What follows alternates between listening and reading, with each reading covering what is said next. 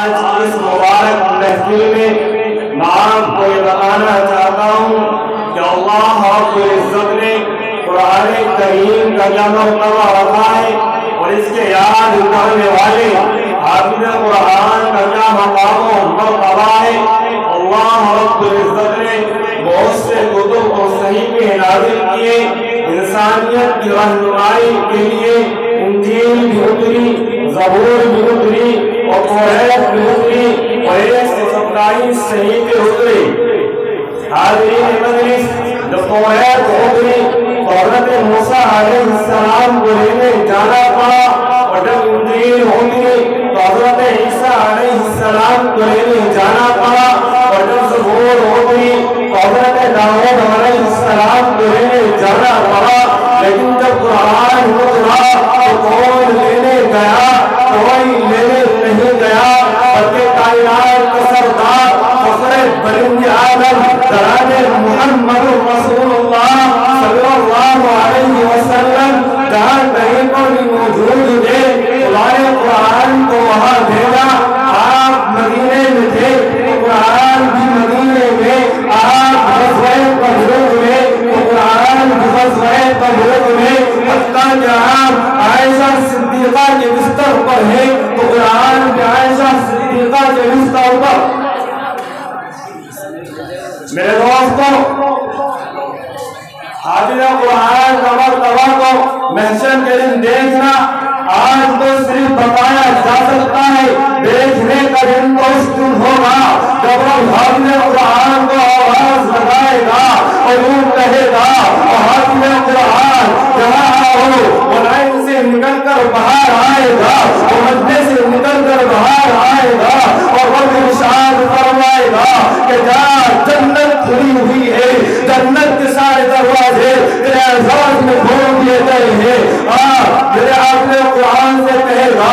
دنیا میں میرے کلام کا محافظ تھا، ارے سینے میں میرے کلام محفوظ تھا، ارے دنیا نے اپنے سینوں کو عداوتوں سے آباد کیا، بغض و حسد سے آباد کیا، دنیا کپٹ سے آباد کیا، دنیا گھر کی دشمنیوں سے آباد کیا، مگر قربان جائے اس بندے پر جس نے اپنے سینے کو میرے رب کے کلام سے آباد کیا۔ اس سینے کا کیا کہنا جس سینے میں میرے رب کا کلام پوشیدہ ہے، میرے رب کا کلام لکھا ہوا ہے، میرے رب اسے ارشاد فرمائے گا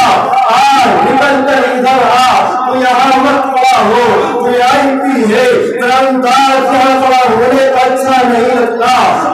نکل کر ادھر آ، یہ جنت کھلی ہوئی ہے، جنت قرآن پڑھتا جا، وہ جنت کے درجوں پر چڑھتا جا۔ اور کی قسم آقا رحمت کی ارشاد فرماتے ہیں اقرا وارتقی ورتل کما کنت ترتل الدنیا، قرآن پڑھتا جا، وہ جنت کے درجوں پر چڑھتا جا۔ جنت کے اندر شہزاد 666 کرتے ہیں، قرآن کے اندر بھی 666 آیتیں ہیں، ہر آیت کا ایک درجہ ہے، گویا حافظ قرآن پوری جنت اپنے سینے میں لکھ رہا ہے۔ مخاطبین محترم، اللہ کے گھر کا طواف کرنے والا، اللہ کے گھر کا چکر لگا رہا ہے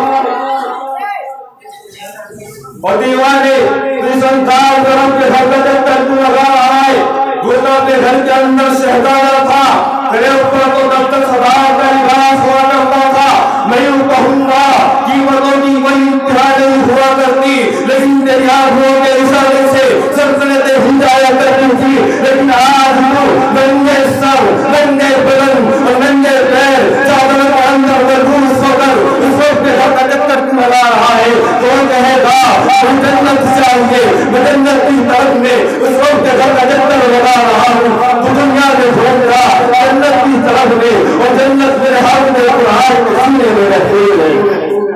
میں آپ کی بات نہیں کر رہا، میں حافظ قرآن کی بات کر رہا ہوں، میرا اس کا اعزاز فرمائے گا۔ آج میرے جنات سے ہی علم کی دولت والے آپ اپنے دن سالاب نظر آئیں گے، ساری دنیا کے افراد ان کے پیچھے ہوں گے، MP MLA ان کے پیچھے ہوں گے، ودھایک اور سانسد ان کے پیچھے ہوں گے۔ جب آج اتنی ہلال بتیاں لے کر سائرن بجاتے ہو مجھے اس سے بحث نہیں مگر میں یوں کہوں گا کہ رب کے یہاں سائرن ان کا بھرے گا جب رب سائرن بجا کر کہے گا حافظ قرآن ادھر آؤ ادھر لگ کھلی ہوئی ہے ساری دنیا حیرت زدہ ہو کر کبھی رہ جائے گی یہ کیا ہو رہا ہے رب کی قسم وہ دن دیکھنے کا دن ہوگا آج مسجد بتایا اور سنایا جا سکتا ہے دیکھنے کا دن تو اس دن ہوگا جس سے ہمیں موت کے بعد ہم کے ساتھ بھی کھڑا ہونا ہوگا آج پر یقین سے قائم اٹھے اگر آپ کا یقین ہے تو آپ زندہ باد اور اگر آپ کا یقین نہیں تو آپ مردہ باد حاضرین مجلس وباء انتہائی محترم ہے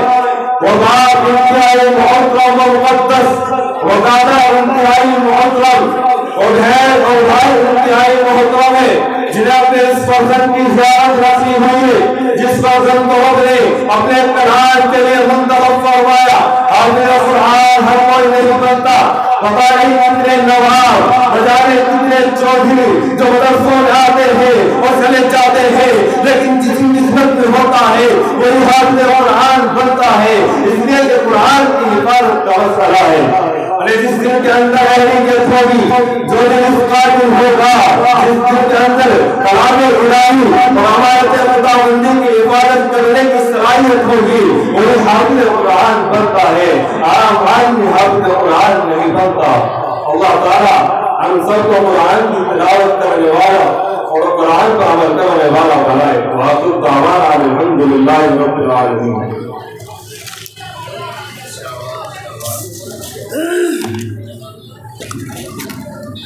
ماشاءاللہ یہ تھے دبیر احمد اللیانی چونکہ آخری مرحلہ چل رہا ہے اس لیے آپ حضرات کی تمنا بھی یہ ہے کہ کوئی ایسا شاعر آئے جو ہماری تمنائیں اور آرزوئیں کو پورا کرے تو میں آپ حضرات کے سامنے